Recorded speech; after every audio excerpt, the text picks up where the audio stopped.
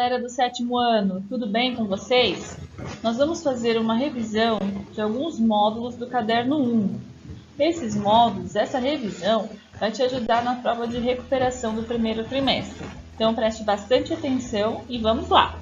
Bom, galera, vamos começar então a nossa revisão a partir do módulo 3. O módulo é produzir poemas, é produzir miragens? O módulo vai tratar de poemas, como o próprio título diz, e miragens, que tem a ver com a palavra imagem, que nós tanto falamos em sala de aula. A relação entre poema e imagem.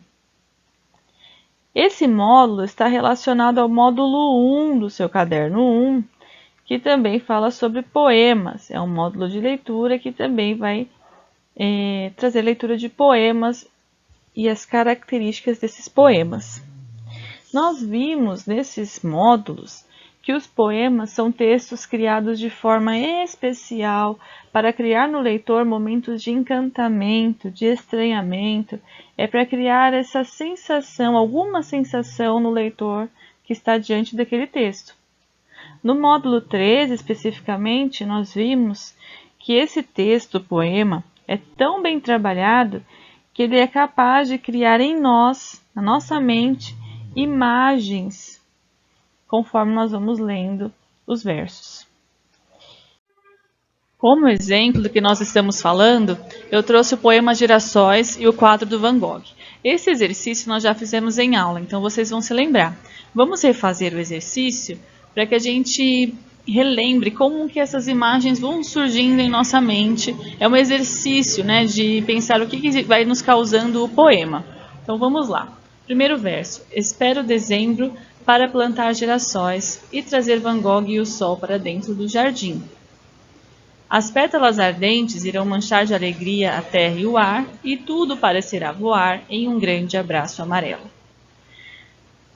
O eu lírico nos diz aqui no primeiro verso que está esperando chegar dezembro. Quando nós lemos a palavra dezembro, pode vir em nossa mente viagem, festas, família. O que mais vem na sua mente quando você pensa em dezembro? Férias. No segundo verso, plantar girassóis. Então, está esperando o mês de dezembro para plantar girassóis e trazer Van Gogh. Ao ler a palavra Van Gogh, você vai ter que resgatar aí na sua mente quem foi Van Gogh. Nós já fizemos esse exercício, sabemos que foi o pintor, e ela está fazendo referência a um quadro, a algo específico. Quando vimos o quadro, já vem em nossa mente, fica bem presente, as cores que ele utilizou, já fica presente o amarelo, o laranja. Então fica fixada a imagem dos girassóis com essas cores que nós vimos aqui no quadro. É reforçado pela palavra sol, que também nos lembra da cor amarela, da cor laranja, da cor vermelha, laranja. Quando lemos a palavra sol, pensamos em calor, pensamos em verão, que está relacionado lá a dezembro, né? Que ela citou que estava esperando dezembro para acontecer tudo isso. Então vai estar calor, vai estar com um clima quente, né? Vai estar quente. Para dentro do jardim. Então o eu lírico quer trazer o Van Gogh e o sol para dentro do jardim. Então quando você lê a palavra jardim, também vem em sua mente uma imagem de jardim. E aí você associa então um jardim cheio de girassóis. As pétalas ardentes, as pétalas de quem? Dos girassóis. Ela está fazendo referência aqui aos girassóis. Serão ardentes. O que é uma pétala ardente? Esse ardente está relacionado, é um adjetivo que você pode pensar que é um adjetivo que traz a ideia de calor, de coisa quente. Então essas pétalas elas estarão quentes devido ao sol, tudo bem? Mas também essas pétalas ardentes estão fazendo referência às cores amarelo e laranja, que são cores quentes. Então as pétalas estarão ardentes. Essas pétalas irão manchar de alegria. Então você já está imaginando um cenário alegre. A terra e o ar e tudo parecerá voar. Imaginem as plantas no jardim, né, as flores balançando com o vento, alguma coisa assim, em um grande abraço amarelo. Ó, grande abraço amarelo. O que você imagina que é um grande abraço amarelo? É um abraço feliz? É um abraço quente? É um abraço que traz alegria? Ela se sentirá abraçada pelo jardim? Isso é um exercício de como as palavras dentro do poema vão nos trazendo essas imagens, a gente vai criando essa imagem, essas sensações. Nós conseguimos entrar num poema que traz cores quentes, que fala de sol, que fala de jardim. Reparem na palavra girassóis e a palavra sol, que ela coloca logo no verso seguinte, esse trabalho com a linguagem, as pétalas ardentes, esse adjetivo que está relacionado mais ao sol, ao que é quente, ao que é ardente, ela aplica as pétalas, aí você consegue juntar tudo numa coisa só. Manchar de alegria. O que é manchar de alegria? Como se mancha de alegria? É espalhar alegria. Ela não usa espalhar alegria, ela usa manchar, porque ela estava se referindo ao quadro de Van Gogh. Ó, pensem aqui em manchar. Manchar nos lembra de tinta, né? De cor. Manchar. Como se mancha alegria? Está se referindo às cores. Ela estava se referindo ao Van Gogh, certo? Então manchar, ela ainda consegue fazer referência ao quadro e as cores que aparecem nesse quadro. Então percebam que é uma utilização de palavras que a gente não usa no nosso dia a dia. Um grande abraço amarelo, manchar de alegria, pétalas ardentes, trazer Van Gogh e o sol para dentro do jardim. Mas essa criação, essa composição de palavras e expressões são inesperadas e a gente precisa interpretar o que ela está querendo dizer. E isso também ajuda pela sensação, pelas imagens que nós vamos criando dentro da nossa mente. As características do poema, então, são as seguintes. São textos trabalhados em versos. Nós podemos ver facilmente essa característica no poema que nós lemos, Girassóis. São linhas, uma embaixo das outras, formando grupos que se chamam estrofes. E essas linhas são chamadas de versos. Há um trabalho, como nós vimos, com a linguagem, a fim de trabalhar a sonoridade. Isso é muito comum, é uma característica do poema, tanto a sonoridade quanto o ritmo. E como que isso é conseguido dentro do poema? Através das rimas, da repetição de palavras ou expressões e pela alternância de sílabas fracas e sílabas fortes. Assim se tem sonoridade no poema. O poema também apresenta imagens. São combinações novas, ao que nós acabamos de ver no poema de Girassóis, e incomuns de palavras que revelam um novo olhar sobre a realidade. É algo incomum, que sai do seu dia a dia, sai do comum, do ordinário, e precisam ser interpretadas pelo leitor. Você para, pensa, o que o eu lírico está querendo dizer com essa imagem que ele está criando? Aí você precisa interpretar. Bom, há um eu lírico no poema, que é essa voz que fala dentro do poema. Essa voz que se expressa, ela expressa vivências, sentimentos, anseios, sensações, pensamentos, e tudo isso expresso no tempo presente, tempo verbal presente. Então, nós temos essas características importantes, não se esqueça, são textos escritos em versos, o trabalho com a linguagem, a sonoridade, as imagens que são criadas através das palavras e essa voz, esse eu lírico que aparece, então, nos textos que são poemas. Dicas importantes. A produção poética requer criatividade, então esse trabalho com a linguagem requer criatividade, capacidade de ver e perceber de forma incomum e de retratar tal percepção por meio de uma linguagem diferente da cotidiana. É o que nós estávamos falando aqui nas características. Então, você vai encontrar no poema criatividade, essa linguagem incomum, perceber a realidade de forma incomum, e aí você tem que interpretar essa realidade que é criada lá no poema.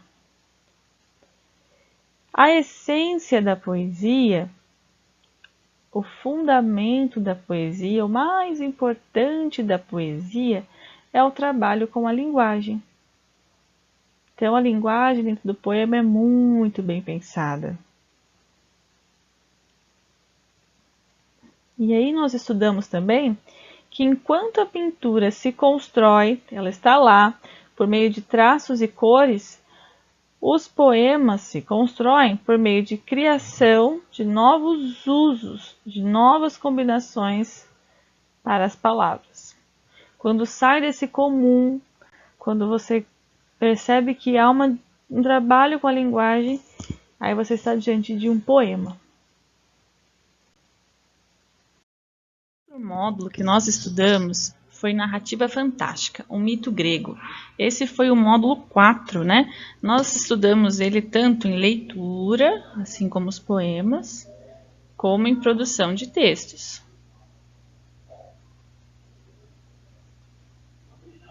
Vocês devem se lembrar, foram módulos muito legais. Vamos às características. Nós falamos sobre a palavra mito e já trazemos aqui para a nossa realidade. As características que nos importam aqui sobre a palavra mito, vamos lá. É uma narrativa que contém elementos sobrenaturais, fenômenos da natureza e alguns acontecimentos históricos. Então, quando você está diante de uma narrativa, lembre agora, nós não estamos mais falando de poema, mas de um texto corrido, que tem personagens, que tem um cenário, tem um narrador. Isso é uma narrativa, certo? Então, nós estamos diante de uma narrativa que contém elementos sobrenaturais, fenômenos da natureza e acontecimentos históricos. Por meio deles, podemos tentar compreender alguns elementos da sociedade que os criou. Então, através desses mitos, nós conhecemos, por exemplo, nós falamos da Grécia, como pensavam os gregos, em que eles acreditavam, como era a vida deles, para quem eles faziam sacrifícios, como eles acreditavam que foram criados determinados acontecimentos ou acidentes geográficos, como, por exemplo, nós vimos na nossa redação do simulado o mito da Perséfone, porque ela fica 3 meses no Hades, tem 3 meses de inverno aqui na Terra.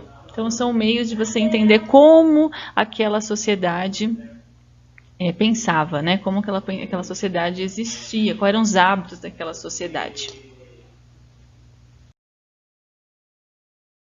Uma das características dessa narrativa é ela ter elementos fantásticos, elementos sobrenaturais. Nós estudamos em aula o mito do Prometeu e do Epimeteu, que segundo a mitologia grega teriam criado o homem e os animais.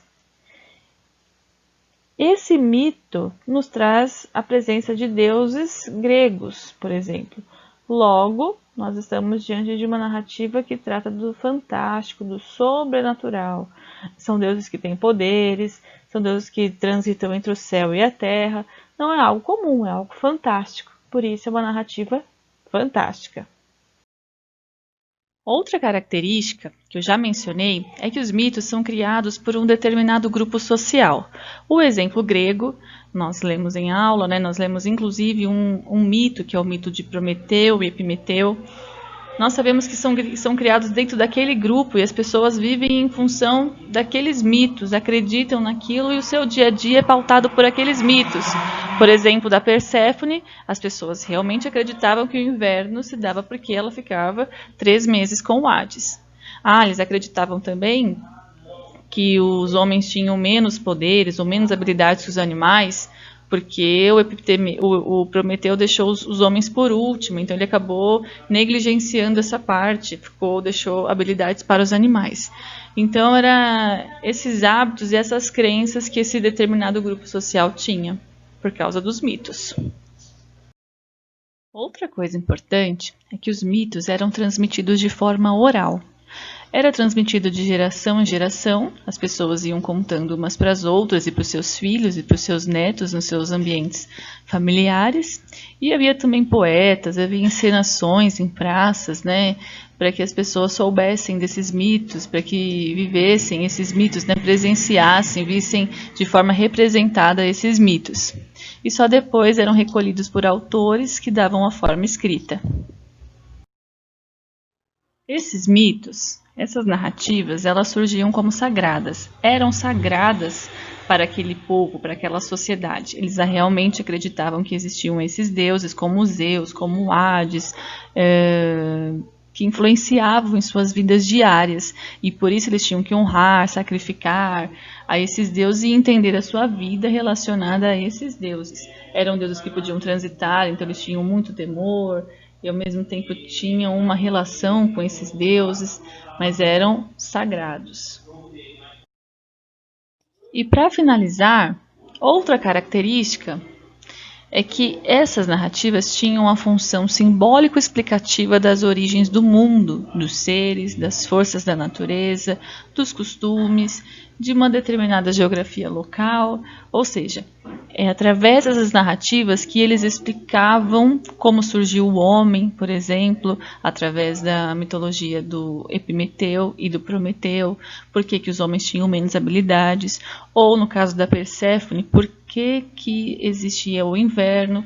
Então essas narrativas têm a função de explicar as coisas que rodeiam os seres humanos. É uma explicação simbólica, evidentemente, fantástica, sobrenatural, mas para explicar o que acontecia ao redor dessas pessoas nessa sociedade. Bom, vamos sair agora então de 2 módulos relacionados à leitura e produção de textos e vamos ao módulo de gramática. Vamos falar sobre sujeito e predicado. Eu sei que esses termos assustam um pouco, mas nós já estamos estudando também no caderno 2 e eu acredito que isso não assusta mais. Mas vamos lá. Vamos lá. Noções sobre sintaxe. Nós já temos falado bastante que essa análise sintática, a sintaxe, ela é a análise dos termos dentro da oração. Por exemplo, aqui o termo Jesus, a palavra Jesus, dentro desta oração aqui, ela funciona como sujeito. Então, vamos lá. Jesus é o sujeito e o que resta da nossa frase se chama predicado. Vamos a outro exemplo. Sócrates proferiu muitos discursos. Sócrates é o sujeito. Como eu sei, que o Sócrates é o sujeito? Lembrem-se, quem proferiu? Pergunta para o verbo. Quem proferiu muitos discursos? O Sócrates. Então, Sócrates é o nosso sujeito. E tudo que resta depois do sujeito é o predicado. Outro exemplo. Paulo escrevia cartas para as igrejas. Pergunto para você, quem é o sujeito? Você pergunta para o verbo. Quem escrevia muitas cartas? Quem escrevia cartas? Paulo. Paulo, então, é o sujeito.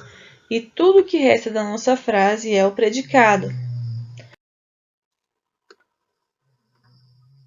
Sujeito, então, é aquela pessoa ou coisa ou expressão sobre qual se faz uma declaração dentro da oração. Nas orações que nós lemos ali, por exemplo, Jesus chamou os discípulos.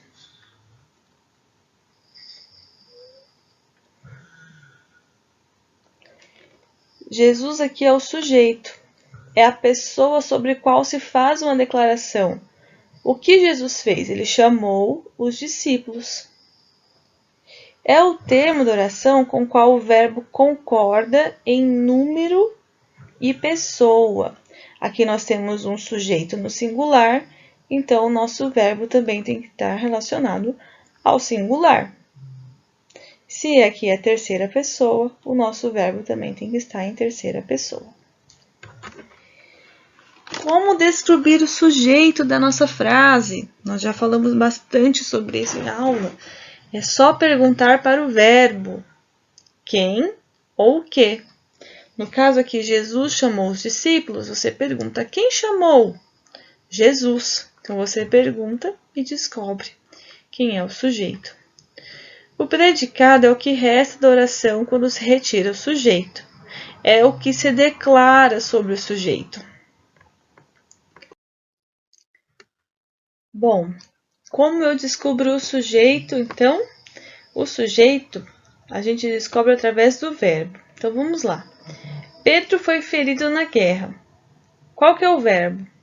Foi. Ele que está conjugado aqui na nossa oração. Quem foi ferido na guerra? Pedro.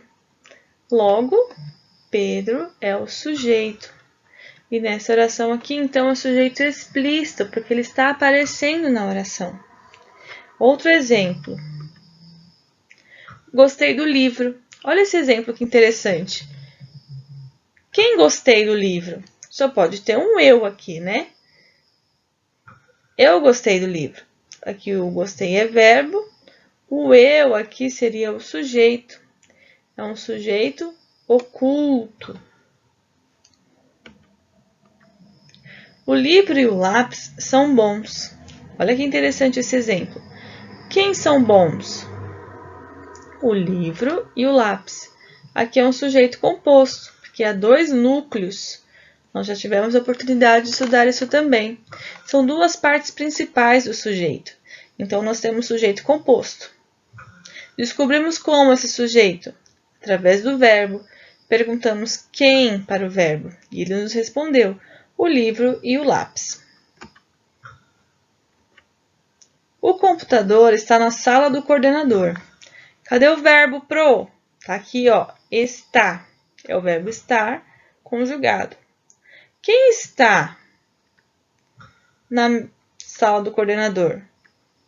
O computador. Então, o computador é o sujeito.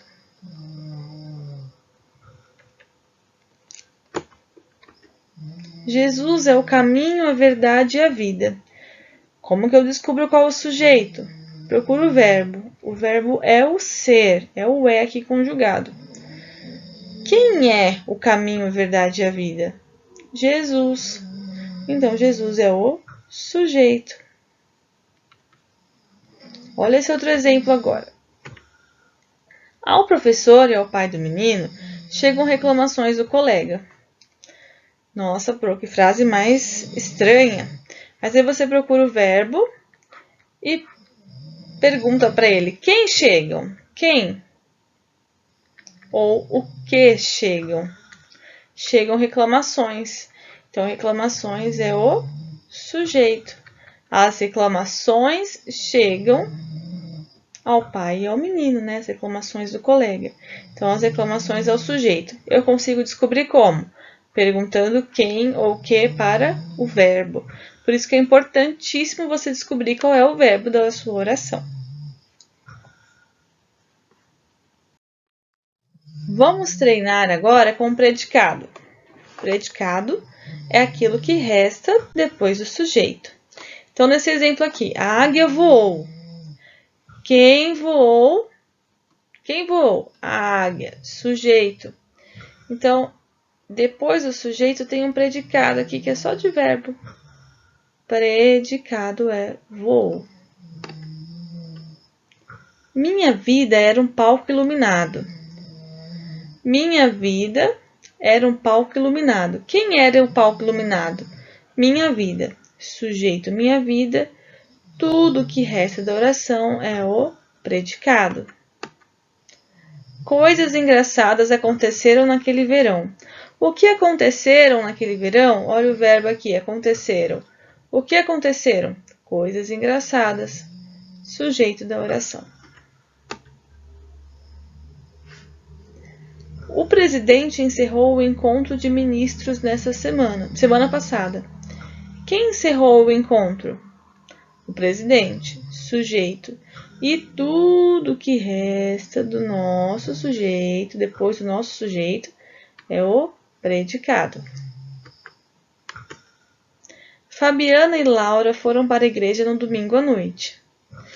Olha, pergunto para o meu verbo. Quem foram para a igreja? Fabiana e Laura. Sujeito. Tudo que vem depois do sujeito é o predicado. Muito fácil, pro. Vamos então aos tipos de sujeito. Um dos tipos de sujeito é sujeito claro ou sujeito explícito. Claro e explícito são sinônimos, tá bom? Indicam a mesma coisa. Ou ele está claro, ele está explícito, ele está evidente na sua oração. Vamos lá. Os alunos coletam informações sobre Marte. Primeiro a gente acha o verbo. Qual que é o verbo? Coletam. Quem coletam? Quem? Os alunos. Logo nós já descobrimos o sujeito. Sujeito explícito, sujeito claro, porque eu estou vendo, ele está aqui na minha oração. Está evidente. Então, os alunos coletam. São eles, são o sujeito, é o sujeito. O livro é bom. Primeiro você acha o verbo. O verbo é o verbo ser. Está conjugado aqui terceira pessoa. É. Quem é bom? O livro. Encontrei ele aqui na minha oração? Sim, sujeito claro, sujeito explícito. O professor nos informou o conteúdo. Cadê o verbo pro? Informou, verbo. Quem informou? O professor. O professor, então, é o nosso sujeito. Está explícito aqui na minha oração? Sim, então é sujeito claro ou sujeito explícito. Reparem que nesses exemplos o sujeito tem apenas um núcleo. Lembra que nós falamos sobre isso em sala? Núcleo. Um núcleo quer dizer que só tem uma parte importante. Aqui, ó, professor. A parte mais importante desse sujeito aqui é professor. Desse outro aqui, ó, a parte mais importante é o livro. É livro. Isso se chama núcleo. Os alunos, temos esse sujeito. Qual é a parte mais importante que se eu tirar vai fazer falta? Evidentemente a palavra alunos. Portanto, o núcleo é alunos. Nesses exemplos, então, que é apenas um núcleo, nós chamamos de sujeito simples. Isso é importante vocês saberem que quando tem apenas um núcleo, uma palavrinha importante é chamado de sujeito simples. E por eles estarem assim explícitos na frase, na sua oração, nós chamamos de sujeito claro e explícito. E o sujeito composto? Sujeito com mais de um núcleo pro? Sim, vamos ver, é bem fácil. Os alunos e os professores coletam informações sobre Marte. Procura o verbo, coletam. Quem coletam? Os alunos e os professores. Tudo isso aqui é o meu sujeito. Mas existem agora duas partes mais importantes, dois núcleos. Eu não posso tirar nem alunos nem professores. O meu sujeito fala de alunos e professores. Então, nós chamamos, quando tem dois núcleos, de sujeito composto. Vamos a outro exemplo. Marte, Terra e Júpiter são planetas do Sistema Solar. 1, 2, 3. 3 núcleos. Meu sujeito precisa dos 3. Eu não posso falar só de 2. Meu enunciado tem 3 núcleos, 3 partes. Eu não posso tirar nenhuma delas. Não fui eu quem escrevi a frase. Essa frase já está me informando que Marte, Terra e Júpiter são planetas do Sistema Solar. Certo? Você descobriu isso perguntando para o verbo. Quem são planetas do Sistema Solar? Marte, Terra e Júpiter. O livro e a apostila são importantes para o seu estudo. Quem são importantes para o seu estudo? O livro e a apostila. Eu posso tirar o livro, eu posso tirar a apostila? Tudo isso aqui é o meu sujeito. Não posso, os dois são importantes. Então, livro e apostila são dois núcleos do meu sujeito. Logo, eu tenho um sujeito composto.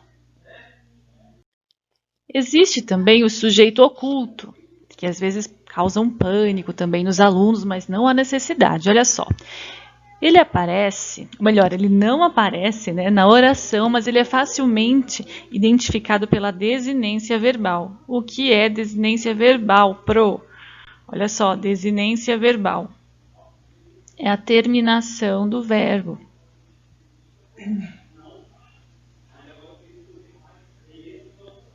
Pelo modo como o verbo termina, pelo finalzinho lá do verbo, você descobre se é um eu, um nós, um tu. Porque, olha só, Para ser considerado oculto, o verbo deve estar na primeira pessoa, eu ou nós, né? Primeira pessoa do singular, primeira pessoa do plural. Ou segunda pessoa, o tu e o vós, singular ou plural. Vamos ver. Eu coletei informações sobre Marte e depois as enviei ao jornal. Onde está aqui o sujeito? Vamos procurar. Primeiro nessa primeira parte aqui, onde tem esse primeiro verbo. Coletei é o verbo. Você pergunta para o verbo. Quem coletei, né? Quem fez essa ação? Eu. Ué, estou vendo o verbo aqui, o sujeito aqui. Sim, esse sujeito aqui é um sujeito explícito. Ele está aparecendo. Mas você busca outro verbo aqui na oração, na segunda oração. E olha só. Enviei. Não há um eu aqui, ó, depois as enviei ao jornal. Mas você descobre pela terminação do verbo que só pode ser um eu. Então você descobre que tem um sujeito oculto. Liguei para o jornal. O mesmo exemplo. Quem liguei? Eu, só pode ser um eu oculto aqui, né? Sujeito oculto. É só perguntar para o verbo que você descobre, pela terminação dele. Lanchamos naquela padaria domingo à tarde. Quem lanchamos? Quem fez essa ação? Nós. Está escondido aqui um nós. Sujeito oculto. Comes bolo de chocolate com recheio de ninho? Bom. Quem comes? Como que é essa terminação aqui? É um tu. Podemos imaginar alguém que usa o tu. Tu comes bolo de chocolate com recheio de ninho? Então está oculto aqui o tu. Então, esses são exemplos de sujeito oculto. Não é difícil, a gente percebe pela terminação do verbo. Agora, olhem só esse exemplo aqui. Esse tipo de sujeito. Sujeito indeterminado. Esse também causa pavor, mas também não é necessário. Vamos lá. Fotografaram a superfície de Marte. Quem é o sujeito dessa frase? Você poderia me dizer, tem um sujeito oculto aí, o eles. Mas não se conhece quem fez essa ação, não se sabe. Então não é possível determinar esse sujeito, a não ser que você tenha um contexto, né? Nós vamos falar sobre isso. Mas quando se coloca assim em terceira pessoa o verbo, não se sabe quem fez essa ação, então não há sujeito, é um sujeito indeterminado. Não é sujeito oculto, é sujeito indeterminado. Vamos lá, isso é bom vocês terem em mente, anotarem. Sujeito indeterminado, quando se usa, quando não se quer ou não se pode explicitar o sujeito. O verbo está na terceira pessoa e não há como determinar o sujeito. Agora vejam só o que eu falei sobre o contexto. Atenção! Os alunos coletavam informações sobre Marte, liam artigos sobre esse assunto em jornais, revistas e sites. Vamos aqui no verbo coletavam. Quem coletavam? Os alunos. Sujeito explícito, está escrito aqui, ó. Sujeito explícito. Temos um ponto final, outra oração. Liam artigos sobre esse assunto em jornais, revistas e sites. Eu consigo resgatar quem é esse sujeito? Sim, são os alunos. Logo, aqui nós não temos um sujeito indeterminado. Não. Nós temos um sujeito que está explícito aqui em os alunos e aqui ele foi oculto. Tá bom? Então, se houver um contexto onde você pode recuperar o sujeito, não é sujeito determinado, né? Quando está em terceira pessoa assim, eu posso recuperar? Sim, então não é sujeito indeterminado. Olha só, o verbo está em terceira pessoa, mas o sujeito não é indeterminado, pois eu sei quem é o sujeito pelo contexto. Agora vejam essa aqui, ó. O aluno coletava informações sobre Marte quando apagaram a luz da biblioteca. Então, primeira parte aqui, ó, coletava. Coletava é o verbo, quem coletava? O aluno. O aluno é o sujeito explícito. Agora tem um outro verbo aqui que é apagaram. Quando apagaram a luz. Esse apagaram aqui tem sujeito o aluno? Tem como sujeito o aluno? Não, não pode ser o aluno. Está no plural, está na terceira pessoa. E a gente não consegue descobrir, a gente não sabe quem fez essa ação. Como nós não sabemos quem fez essa ação, está justamente na terceira pessoa porque não se sabe quem fez, aí sim é um sujeito indeterminado. Agora, olhem só. Você já ouviu falar em oração sem sujeito? Existe oração sem sujeito? Sujeito não é um termo básico da oração pro. Calma, não se desesperem, olha só. Olha esse exemplo. Ventou muito ontem à noite. Posso perguntar quem ventou? Não existe essa pergunta. Não tem para quem eu atribuir uma ação de ventar. Não existe. Não tem, ó. Faça um X aí, ó. Verbo chover, verbo ventar, não tem, nevar, não tem como. Não existe um ser a quem se possa atribuir o ato de ventar.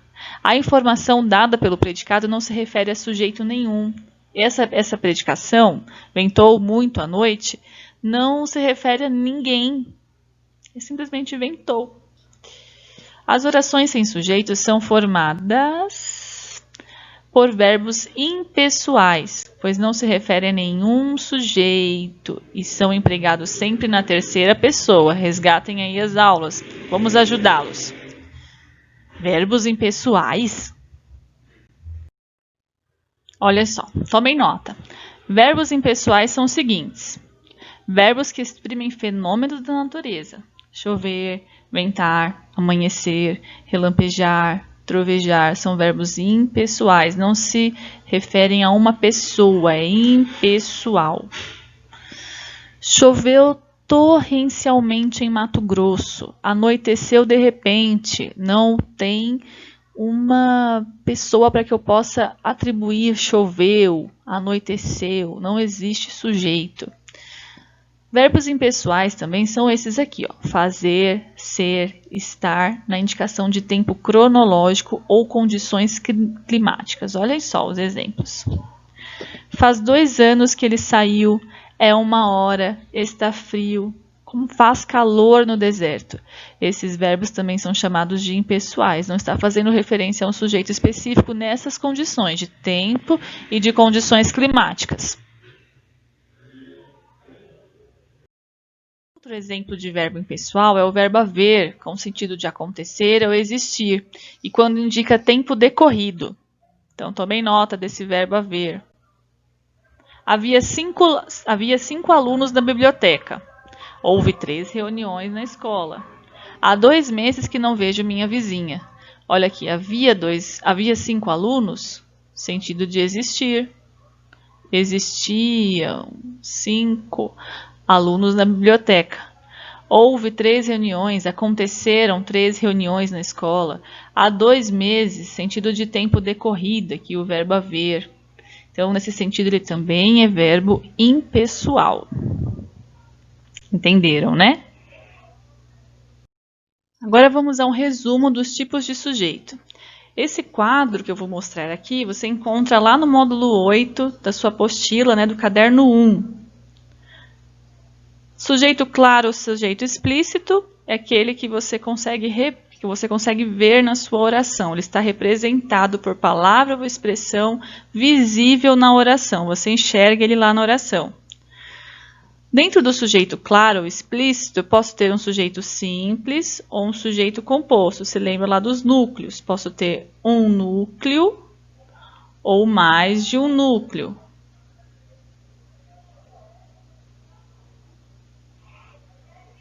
Olha só, representado o primeiro, né, simples, representado por palavra ou expressão com apenas um núcleo e aqui com 2 ou mais núcleos, o sujeito composto. Sujeito oculto não é representado por palavra, você não encontra, mas você pode identificar pela desinência, pela terminação do verbo ou pelo contexto, como nós vimos nos exemplos. Sujeito indeterminado não é representado por palavra ou expressão visível na oração e não é possível, não se quer, não é desejável identificá-lo. E o verbo está sempre na terceira pessoa do singular. Sujeito inexistente ou oração sem sujeito. A inexistência do sujeito é caracterizada pela presença do verbo impessoal. Acabamos de falar sobre ele. Sempre empregado na terceira pessoa do singular. Bom, galera, é isso então. Espero que eu tenha ajudado. Tenha uma boa prova!